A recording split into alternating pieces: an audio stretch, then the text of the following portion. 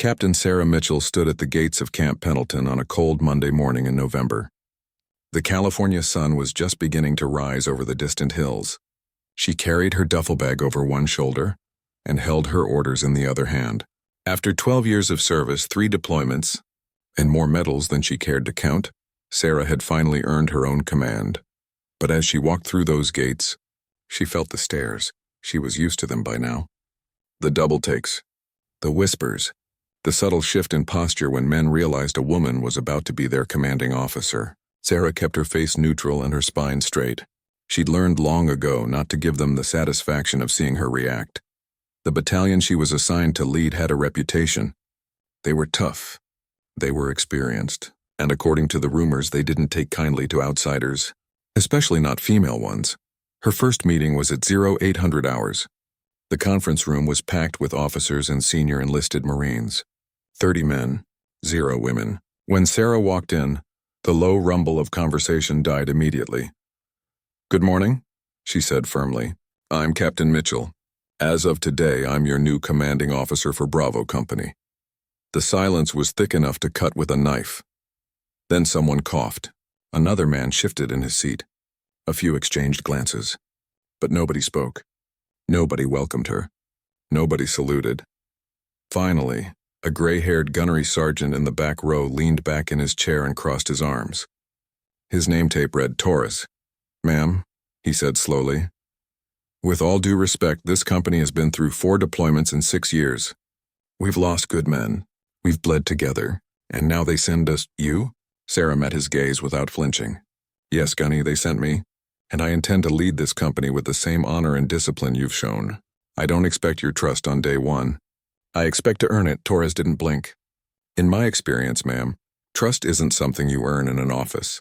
It's earned in the field, under fire.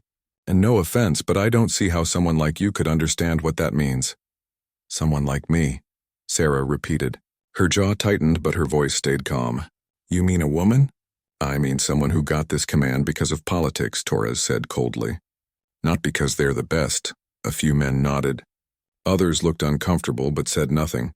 Sarah could have pulled rank. She could have reminded them that questioning a superior officer was insubordination, but she knew that would only make things worse. These men didn't need a speech. They needed proof, and she would give it to them. "Understood, Gunny," she said. "Then let's get to work." The meeting continued, but the tension never lifted. Sarah laid out her expectations. She reviewed the training schedule. She listened to reports. And through it all, she felt the weight of their judgment pressing down on her shoulders. When the meeting ended, the men filed out without a word. No one shook her hand. No one offered assistance. Sarah stood alone in the empty conference room and took a long, slow breath. She'd been through worse than this, much worse, but that didn't make it easier. Over the next 2 weeks, Sarah threw herself into her new role. She woke up earlier than everyone else. She stayed later. She studied every file, every report, every soldier's record. She joined the morning physical training runs and kept pace with men half her age. She spent time in the armory, the motor pool, the mess hall. Everywhere her Marines were, she was there too. But the resistance didn't fade. If anything, it grew.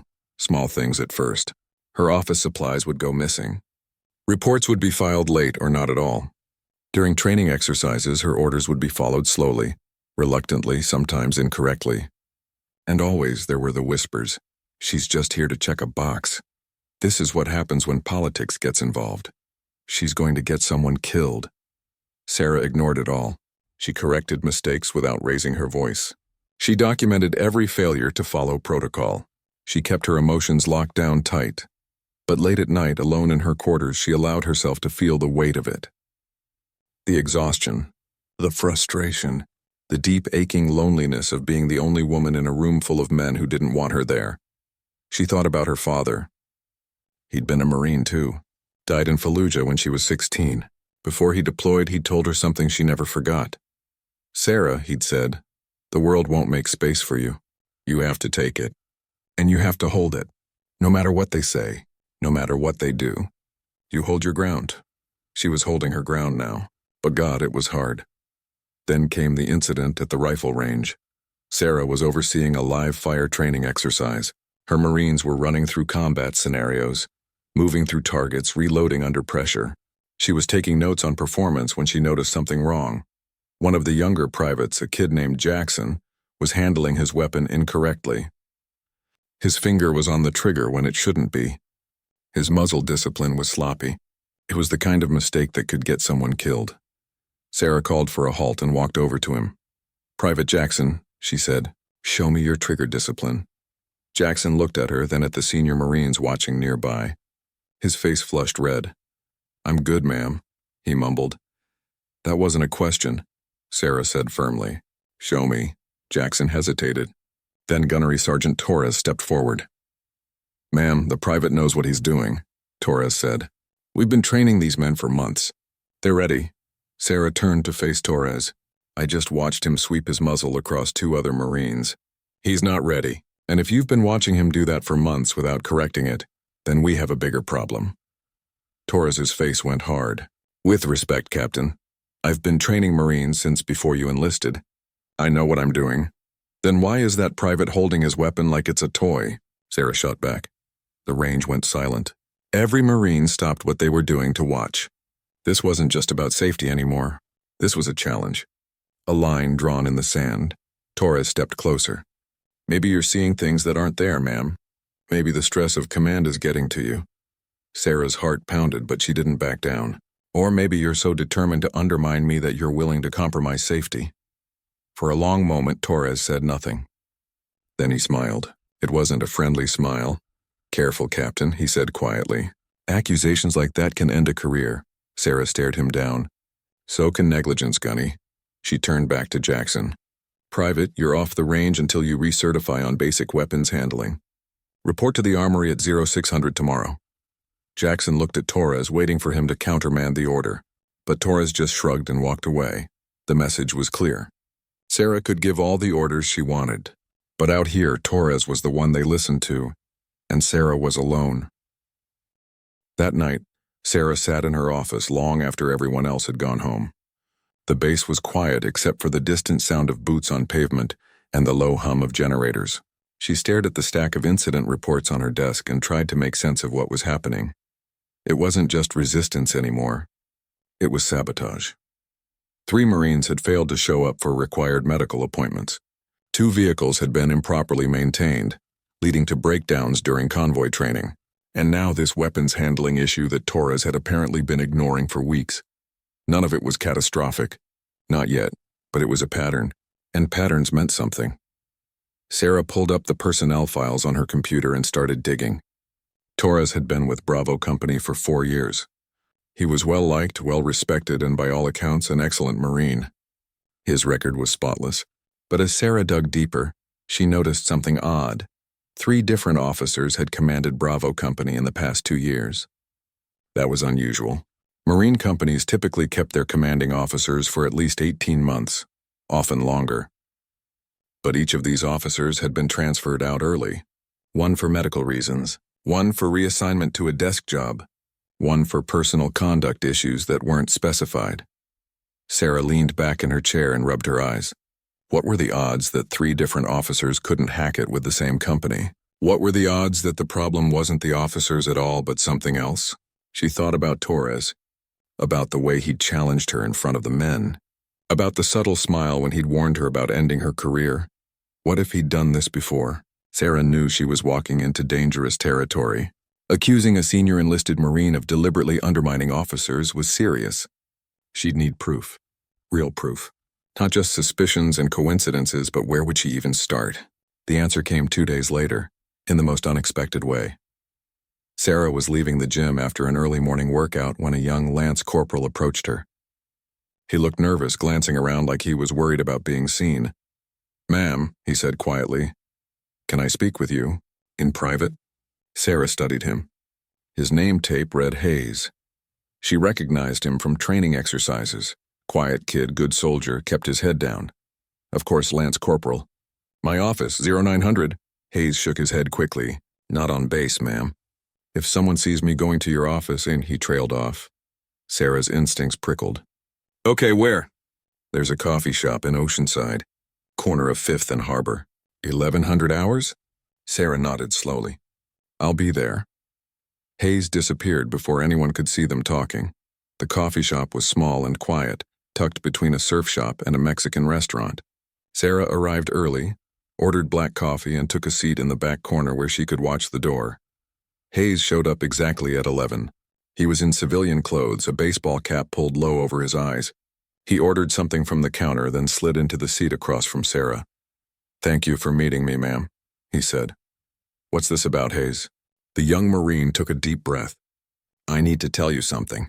But if it gets out that I talked to you, I'm done. You understand? Torres will destroy me." Sarah leaned forward. "Whatever you tell me stays between us." "You have my word." Hayes nodded, though he still looked terrified. "Okay, so you're not the first officer Torres has done this to. The last CO, Captain Williams? Torres ran him out, made his life hell, turned the whole company against him. Williams ended up having a breakdown. They transferred him to some admin job in North Carolina." "Why?" Sarah asked. "Why would Torres do that?" "Because Williams found out what Torres was doing," Hayes said. "The supply chain. Torres has been skimming equipment and selling it off base for years. Nothing huge. A few rifles here, some night vision equipment there. Stuff that could be written off as lost or damaged in training. But it adds up, you know? We're talking tens of thousands of dollars." Sarah's blood ran cold. "Do you have proof?" Hayes pulled out his phone and slid it across the table. On the screen was a photo of a handwritten ledger. Names, dates, equipment serial numbers, dollar amounts. "I took this 6 months ago," Hayes said. "I was helping with inventory and saw Torres's notebook. He didn't know I got a picture. I've been sitting on it because I didn't know what to do. If I report it and nothing happens, Torres will know it was me. But when I saw what he's doing to you," he shook his head. "You seem like a good officer, ma'am. You don't deserve this." Sarah studied the photo carefully. It wasn't conclusive on its own, but it was a start. "Can you get me more? Documentation, serial numbers, anything that ties this to actual missing equipment?" Hayes hesitated. "Maybe, but it's risky." "I know," Sarah said. "And I won't ask you to do anything that puts you in danger. But if we're going to stop this, I need evidence that will hold up to an investigation." Hayes was quiet for a long moment. Then he nodded. "Okay, I'll see what I can do." Over the next week, Sarah and Hayes worked in secret. Hayes would pass information during training exercises, slipping notes into her gear or leaving files in predetermined locations. Sarah documented everything, cross-referencing the serial numbers Hayes provided with official inventory reports.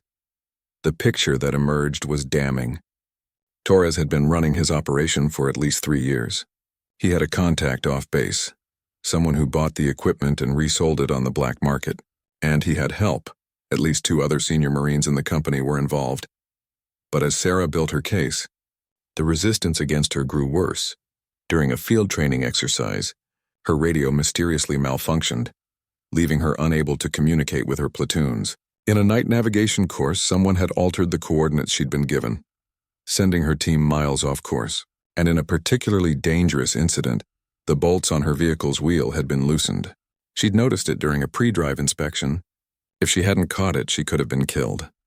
Sarah reported each incident, but without proof of who was responsible, there was nothing the base command could do, and Torres always had an alibi. He was always somewhere else with witnesses to back him up. The message was clear. He knew she was digging, and he was warning her to stop. One evening, Sarah returned to her quarters to find her door slightly ajar. She hadn't left it that way. Her hand went instinctively to the sidearm on her hip as she pushed the door open slowly. The room had been searched. Drawers pulled open. Papers scattered. Her laptop was still there, but it had been moved. Someone had been looking for something. Sarah's jaw clenched. This wasn't just professional sabotage anymore. This was personal. This was intimidation. She pulled out her phone and called Hayes. "We need to move faster," she said when he answered. "Torres knows I'm onto him." "Ma'am, I'm working as fast as I can," Hayes said. His voice was tight with stress. "But if we move too soon without enough evidence, and I know," Sarah interrupted, "but I don't think we have much time. Can you get into his office? Find the ledger or anything else physical?" There was a long pause. "That's breaking and entering, ma'am." "I know what it is," Sarah said. "And I'm not ordering you to do it. But we're running out of options." Hayes took a shaky breath. Okay, I'll try. Tomorrow night. Torres has duty officer rounds at 2200. That gives me maybe 30 minutes. Be careful, Sarah said. If he catches you, I know, ma'am. I know. The next night, Sarah couldn't sleep. She paced her quarters, checking her phone every few minutes. Midnight came and went. Then 0100. Still nothing from Hayes. At 0130, her phone finally buzzed. A text from an unknown number. Got it. Meet same place. 0800. Sarah let out a breath she hadn't realized she'd been holding, but when she arrived at the coffee shop the next morning, Hayes wasn't there. She waited 15 minutes. Then 30. She sent a text. No response. She called. It went straight to voicemail. A cold dread settled in Sarah's stomach. She drove back to base and went straight to the company office. She found one of the junior Marines filing paperwork. Have you seen Lance Corporal Hayes? She asked. The Marine looked uncomfortable. Yes, ma'am. He's in medical. Medical? What happened? I don't know the details, ma'am. Something about an accident during PT this morning. He felt pretty bad. They took him to the hospital. Sarah's heart sank. She thanked the Marine and headed straight for the base hospital. When she arrived, she found Hayes in a bed, his face bruised, his arm in a sling. What happened? Sarah asked quietly, closing the door behind her. Hayes looked at her with frightened eyes. They knew, ma'am. Torres knew. After I got the ledger, I was heading back to my barracks and 3 guys jumped me in the dark. I didn't see their faces, but he swallowed hard. They told me to mind my own business. They took the ledger, and they said if I talked, next time would be worse. Sarah felt rage boiling up inside her. Did you file a report? Hayes shook his head. And say what? I was breaking into a senior Marine's office to steal evidence of a crime? I'd be court-martialed, ma'am. And Torres would walk. He was right, and Sarah knew it. She sat down in the chair next to his bed and buried her face in her hands. She'd been so close. And now, I'm sorry, ma'am, Hayes whispered. I tried. Sarah looked up at him. This young Marine had risked everything to help her, and he'd paid the price. No, she said firmly. I'm sorry. I should never have asked you to do that. What are you going to do now? Hayes asked. Sarah stood up. Her jaw was set, her eyes hard. I'm going to finish this. Sarah spent the next 48 hours planning. If she couldn't get Torres on corruption, she'd have to beat him another way. And there was one arena where he couldn't cheat, couldn't sabotage, couldn't hide behind his reputation. Combat readiness evaluation. Every Marine unit underwent regular CRE testing, intensive, multi-day exercises designed to test every aspect of combat capability under realistic conditions. Bravo Company was scheduled for their CRE in 2 weeks. It would be overseen by independent evaluators from division headquarters. No one could manipulate the results. No one could fake it. If Sarah could get her company through the CRE with high marks, it would prove her leadership. It would show that despite everything Torres had done to undermine her, she could still command. And more importantly, it would give her credibility when she eventually brought her suspicions about Torres to the higher-ups. She called a company formation the next morning. Every Marine in Bravo Company stood in ranks in front of the barracks. Sarah stood on a small platform where everyone could see her. Listen up, she said, her voice carrying across the formation. In 2 weeks, we undergo our combat readiness evaluation. I know most of you don't think I can lead this company. I know you don't think I belong here. And I know some of you have been working very hard to make sure I fail. She paused, letting that sink in. Some Marines shifted uncomfortably. Torres, standing off to the side, watched her with cold eyes. But here's the thing, Sarah continued. This CRE isn't about me. It's about you. It's about whether Bravo Company is ready to deploy, ready to fight, ready to complete the mission. So for the next 2 weeks, I don't care if you like me. I don't care if you respect me. I care that you do your jobs. We're going to train harder than you've ever trained before. We're going to fix every deficiency, correct every mistake, and we're going to walk into that evaluation as the best damn company on this base. Are we clear? Silence. Then from somewhere in the ranks, a single voice called out, Aura, then another, and another, until the whole formation was shouting it. Aura. It wasn't trust. It wasn't acceptance, but it was a start. The next 2 weeks were brutal. Sarah pushed her Marines to their limits and beyond. Live fire exercises, night navigation, combat medical drills, vehicle operations, communications under pressure. Every single task that would be evaluated during the CRE, They practiced until it was perfect. And slowly, grudgingly, the Marines began to respond. Not all of them. Torres and his inner circle still resisted at every turn. But the younger Marines, the ones who just wanted to do their jobs and deploy with a competent company, they started to come around. They saw Sarah out there with them at 3 in the morning during night ops. They saw her carry her own weight, fix her own equipment, never ask them to do anything she wouldn't do herself. They saw that she knew her stuff. Tactics, weapons, strategy. She wasn't some political appointment. She was a Marine. One afternoon, during a break in training, a corporal named Davis approached her. He was one of Torres's guys, one of the ones who'd been cold to her from day one. "Ma'am," he said, "can I ask you something?" "Go ahead, Corporal. Why do you care so much? I mean, you could have requested a transfer by now. Everyone would understand. But you're still here busting your ass, dealing with all the... You know." He gestured vaguely. Sarah looked at him. "Because this is my company, Corporal. These are my Marines, and I don't quit." Davis nodded slowly. Then for the first time he saluted her with what looked like genuine respect. "Aye, ma'am." The combat readiness evaluation began on a gray Monday morning. 3 officers from division headquarters arrived with clipboards and evaluation criteria. They would spend the next 72 hours putting Bravo Company through hell. The first day was individual skills, marksmanship, physical fitness, first aid, equipment maintenance. Sarah watched her Marines perform, her heart in her throat. They were good. Better than good. All those hours of training were paying off. The second day was small unit tactics. Fire teams and squads maneuvering through simulated combat scenarios. This was where things could fall apart. This required trust, coordination, communication. Sarah had drilled them relentlessly on these skills, but would it be enough? She watched from the observation post as her platoons moved through the course. They moved like a machine, covering each other, communicating clearly, adapting to changing scenarios. It was beautiful. Even Torres seemed surprised.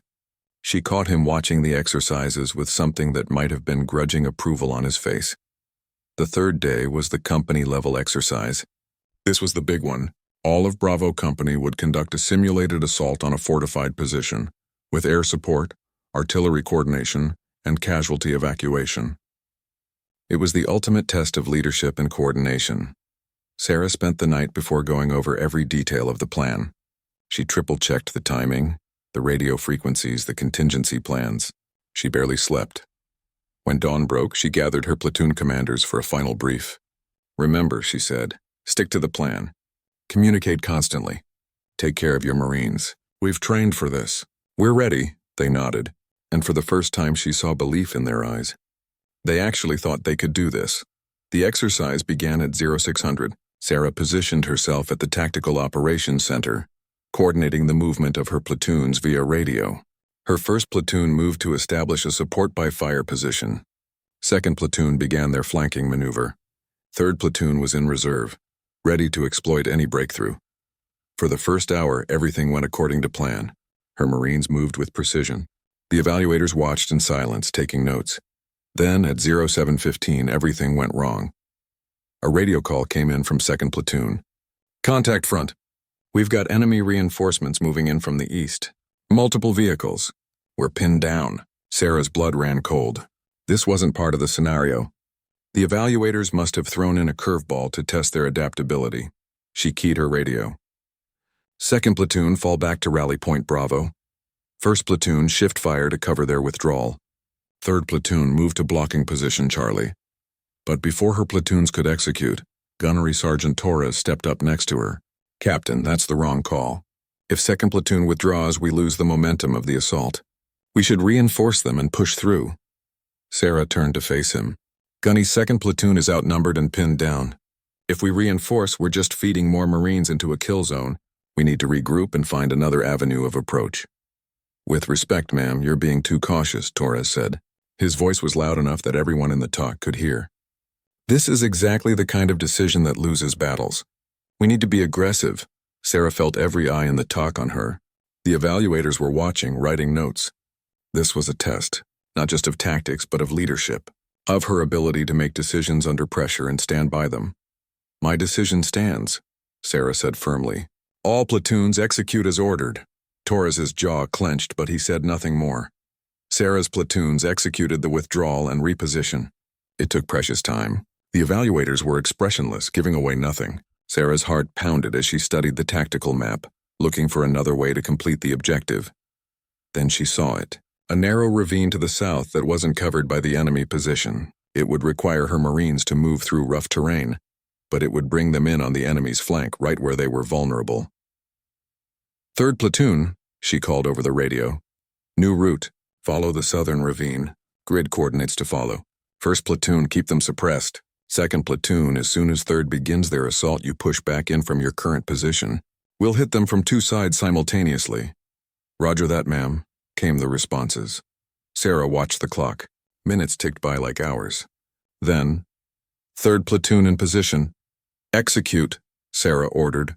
Third platoon erupted from the ravine, catching the simulated enemy completely by surprise.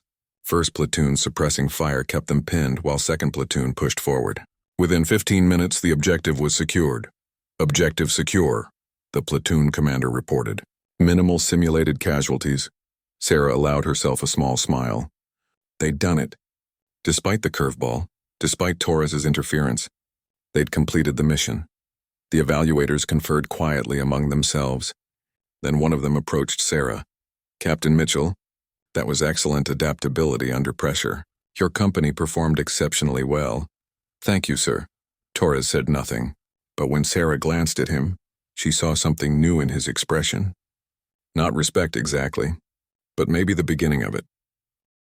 The evaluation results came back 3 days later. Bravo Company had received the highest marks of any company in the battalion. Across the board, in every category, they'd excelled.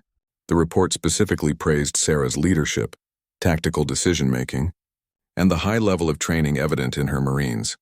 The battalion commander called Sarah into his office personally to congratulate her. Colonel Anderson was a tough, no-nonsense officer who'd been a Marine for 28 years. "Captain Mitchell," he said, shaking her hand, "I'm not going to lie to you. When I saw your assignment to Bravo Company, I had my doubts. That company has chewed up and spit out 3 commanders in 2 years. But you did something none of them could do. You earned their respect." "Well done. Thank you, sir," Sarah said. But even as she accepted the praise, her mind was on Torres. The CRE had proven she could lead, but it hadn't solved the bigger problem. Torres was still out there, still running his illegal operation, still dangerous to anyone who got in his way. She'd thought about reporting her suspicions to Colonel Anderson a dozen times. But without hard evidence, it would be her word against a decorated senior Marine with a spotless record. And after what happened to Hayes, she knew Torres wouldn't hesitate to retaliate. But then sometimes, justice comes from unexpected places. 2 weeks after the CRE, Sarah was working late in her office when there was a knock on her door. She looked up to see Lance Corporal Hayes standing there. He was out of his sling now, though his face still bore faint bruises. "Hayes," Sarah said, surprised. "Come in, how are you feeling?" "Better, ma'am." He stepped inside and closed the door behind him. "I need to tell you something." Sarah gestured to a chair. "Okay." Hayes sat down, his hands clasped tightly together. "After I got jumped, I was angry. Really angry. And I decided I wasn't going to let Torres get away with it. So I did something maybe I shouldn't have." Sarah leaned forward. "What did you do?" "I made copies," Hayes said. "Before I broke into Torres's office that night, I was smart enough to bring my phone. When I found the ledger, I didn't just take it. I photographed every page, every transaction, every serial number. I uploaded them to a cloud storage account before those guys jumped me. They got the physical ledger, but the evidence still exists." Sarah's heart began to pound. "Hayes, why didn't you tell me this before?" "Because I was scared, ma'am. I figured if I just sat on it, maybe Torres would leave me alone. But then I saw what you did with the CRE. I saw you stand up to him in front of everyone and still lead this company to the highest evaluation scores in the battalion. And I thought, if you can do that, the least I can do is finish what I started." He pulled out his phone and began swiping through images. "It's all here, ma'am. 3 years of illegal equipment sales. Names, dates, amounts. Everything you need to bury him." Sarah took the phone and scrolled through the images. It was even more damning than she'd hoped. Not just evidence of Torres's crimes, but proof of a network involving multiple Marines and civilian contacts. "Hayes," she said quietly, "you know what this means. If we report this, you'll have to testify about how you got it. You could face charges for breaking into his office. Hayes nodded. I know, ma'am, but some things are worth the risk. Torres has been a cancer in this company for years. He's stolen from the Corps. He's hurt good Marines. He tried to destroy you just like he destroyed the commanders before you. Someone has to stop him. Sarah looked at this young Marine, barely 22 years old, risking his career to do the right thing, and felt a surge of pride. You're a brave man, Hayes. I learned from a brave officer, ma'am. Sarah didn't go to Colonel Anderson. She went higher, straight to the Criminal Investigation Division at Marine Corps headquarters. She presented them with everything. Hayes's photographs, her documentation of missing equipment, the pattern of commanders being forced out of Bravo Company, the assault on Hayes. The CID investigators listened carefully. They asked detailed questions. And then they acted. The investigation moved quickly. Within a week, CID agents descended on Camp Pendleton with search warrants. They seized Torres's personal belongings, his computer, his phone. They interviewed Marines. They tracked down the civilian contacts who'd been buying stolen equipment. Torres was arrested on a Tuesday morning, in full view of the entire company. Sarah watched from her office window as he was led away in handcuffs, his face finally showing something other than arrogant confidence. He looked scared. 2 other senior Marines were arrested the same day. The investigation eventually revealed that Torres had stolen nearly $200,000 worth of equipment over 3 years. He'd used intimidation and manipulation to keep his operation hidden, and he'd systematically destroyed the careers of any officer who got too close to the truth. The 3 previous commanders of Bravo Company were quietly contacted and offered the chance to clear their records. Captain Williams, the officer who'd had a breakdown, was given a formal apology and a new assignment that would put his career back on track, and Hayes, despite his illegal entry into Torres's office, was given immunity in exchange for his testimony. The CID investigators recognized that without him, they never would have cracked the case. The day Torres's court-martial was announced, Sarah gathered Bravo Company for a formation. The Marines stood in ranks, quieter than usual. Everyone knew what had happened. Everyone knew their company had been living under a cloud of corruption for years. I'm not going to stand up here and tell you I did this alone, Sarah said. The truth is, this company was broken long before I arrived. But you, all of you, chose to fix it. You chose to train hard for the CRE. You chose to trust the process. You chose to be better than the people who tried to drag you down. And that's why we're still here. That's why Bravo Company is going to move forward stronger than ever. She paused, looking out at the faces of her Marines. Some of them had doubted her. Some had actively worked against her. But they were hers now. They were her responsibility. And she would lead them with everything she had. The mission continues, Sarah said. Dismissed. The formation broke up, Marines heading back to their duties. But several of them stopped to shake Sarah's hand or offer a quiet word of thanks. Even the ones who'd been coldest to her in the beginning seemed to have softened. Corporal Davis, the Marine who'd questioned why she stayed, approached her one more time.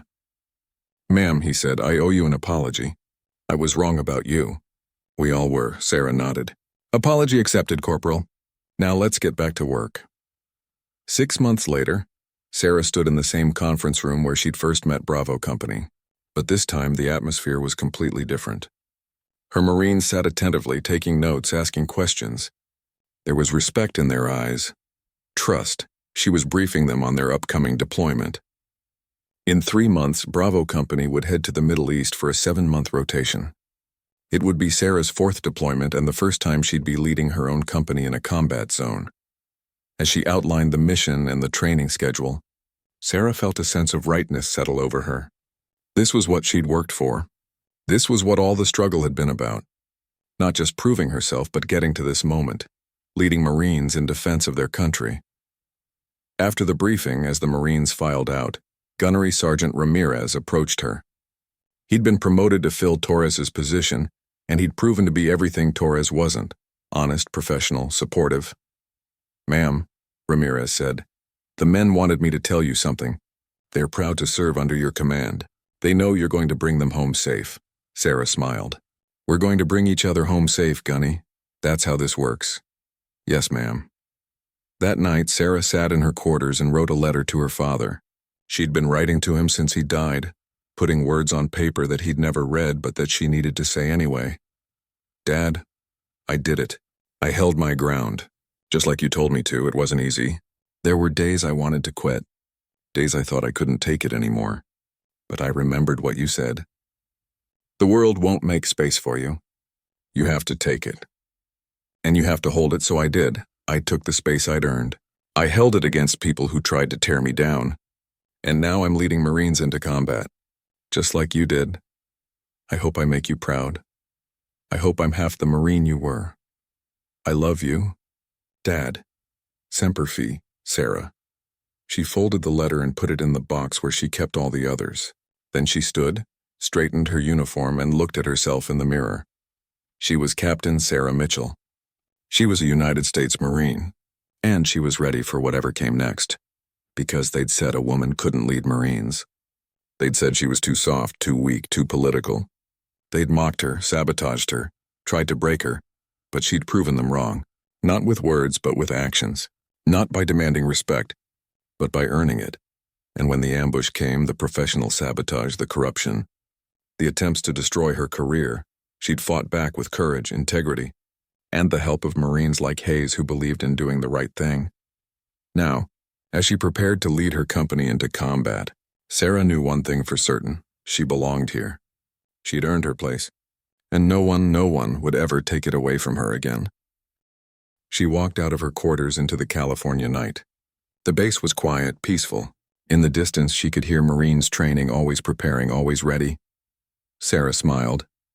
This was her home. These were her people, and she would protect them with everything she had. They'd said a woman couldn't lead Marines, but Sarah Mitchell had just gotten started proving them wrong, and she had a feeling the best was yet to come.